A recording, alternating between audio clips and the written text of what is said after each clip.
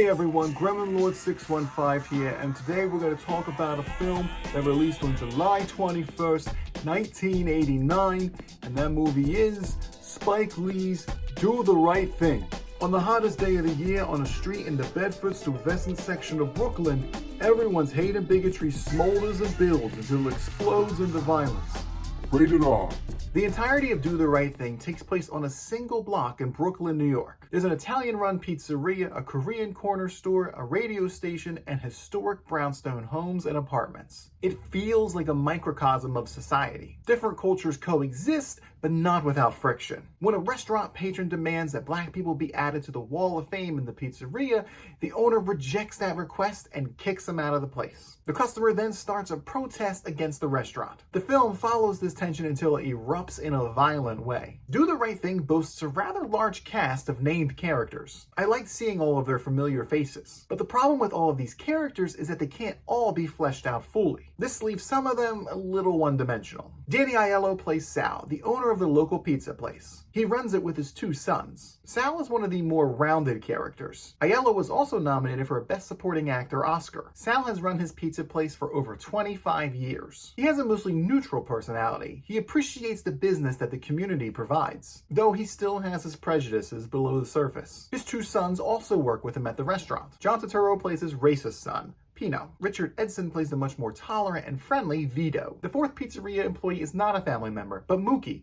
played by writer and director Spike Lee. Mookie is a delivery guy, and he's not very good at it. Considering that this entire movie takes place on one block, he still has a hard time completing his deliveries in a timely manner. Mookie is the character that connects all of the others. He's rather aimless, with one goal, making money. But his work ethic doesn't show that, and neither do the choices that he makes in his personal life. Mookie is a deadbeat father to his toddler son, who lives with his girlfriend and her mother. Rosie Perez plays Tina, his girlfriend. Mookie goes weeks without seeing either of them. He lives with his sister, Jade, who's played by Spike's real sister, Jua Lee. She tries to keep him focused the best she can. The rest of the cast is mostly one-note characters, with the exceptions of the mayor and mother sister. The mayor, played by Ozzie Davis, is the local drunk who dispenses this heartfelt advice any chance he gets, but he's not the mayor of the town. Mother sister is the matriarch of the block, played by Ruby Dee. These two actors are actually married in real life. Some other folks that I recognize were Giancarlo Esposito, who plays Buggin' Out, Bill Nunn as Radio Raheem, and Martin Lawrence as C. Finally, there's the radio DJ Mr. Senior Love Daddy, played by Samuel L. Jackson. Love Daddy acts as a narrator throughout the film,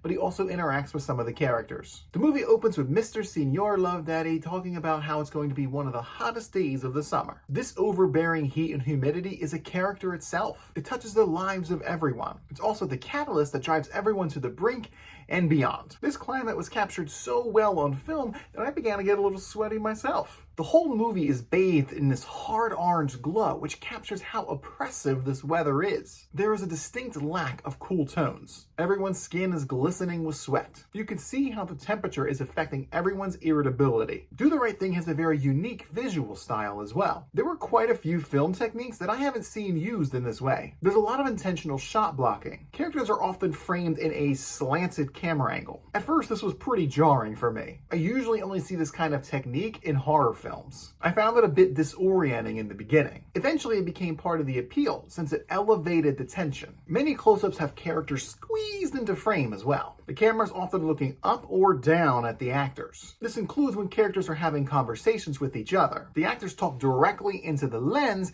instead of looking at the character they're speaking at. Another style choice I wasn't expecting were the character monologues. Often a character would have a speech-like moment where the camera would stay mostly focused directly on them. These moments gave us some insight into the character's belief systems. There was one sequence in particular that made me pause for a moment. The camera focuses on Pino as he says every vile, racist, bigoted slur and trope about black people that I have ever heard. He says this uninterrupted, staring directly at the camera lens. Then it switches to another character doing the exact same thing, but talking about Italians instead. Then another talking about Latinos, and another one talking about Koreans. I'm sure that these moments caused some controversy at the time, and according to some other reviews, they thought that this movie was going to cause race riots. As I sat there watching these speeches, I couldn't help but think how silly it all was. And I don't mean the scene, I mean the racism and the bigotry. Hearing all the slurs and tropes rattled out like that made me realize how ridiculous it sounds. Like, how do people think and say these things and not realize how stupid and childish they sound? But again, 35 years later, and we are still dealing with it. There was one conversation between Mookie and Pino that I feel like really encapsulated all of this. Mookie asked Pino who his favorite athletes, actors, and musicians are. Pino, who's been outwardly racist this entire film,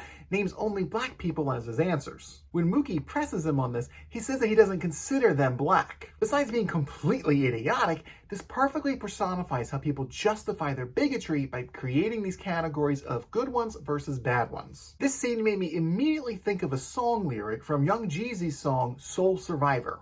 Like animals, they lock us in cages. The same guy that's a star when you put him on stages. If it's someone they like, then they are good. And if it's someone they don't like, they are bad. Some critics thought that this was too on the nose, but I think that's the point. The rest of the movie follows a day in the life of the large cast. As I mentioned earlier, not every character is deep enough for this. Like Radio Raheem. The only thing that we know about him is he walks around all day playing Fight the Power by Public Enemy on a super huge boombox. He interacts with multiple people, but not much is learned. He does have one of those little monologues, but I would have liked to see it expanded. It's the same issue with most of the side characters. They just kind of pop in and pop out. The film does a great job at capturing the building tension throughout. It's obvious that this is a tight-knit community, but you can see how the jokes and comments start to irritate everybody because of the heat. There's also the constant police ride-bys that raise blood pressures. The result is an explosive fight between the Italians and Bugging Out and Radio Raheem. It becomes a full-blown battle royale, and when the police return, they commit murder and devastate the entire community. Watching this whole scene devolve was hard to digest. I knew exactly where it was going, but when we got there,